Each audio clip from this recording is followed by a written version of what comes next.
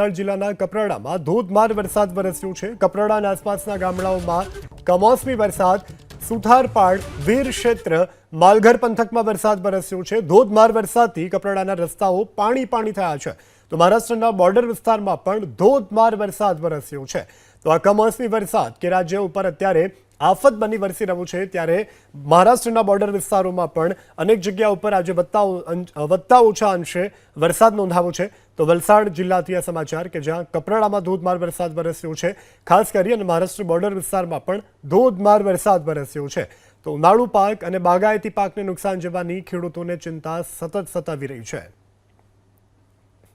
વલસાડ જિલ્લાના કપરાડામાં ધોધમાર વરસાદ વરસ્યો છે। કપરાડા અને આસપાસના ગામડાઓમાં કમોસમી વરસાદ, સુથારપાડ, વીર ક્ષેત્ર, માલઘર પંથકમાં વરસાદ વરસ્યો છે। ધોધમાર વરસાદથી કપરાડાના રસ્તાઓ પાણી થયા છે, તો મહારાષ્ટ્રના બોર્ડર વિસ્તારમાં પણ ધોધમાર વરસાદ વરસ્યો છે।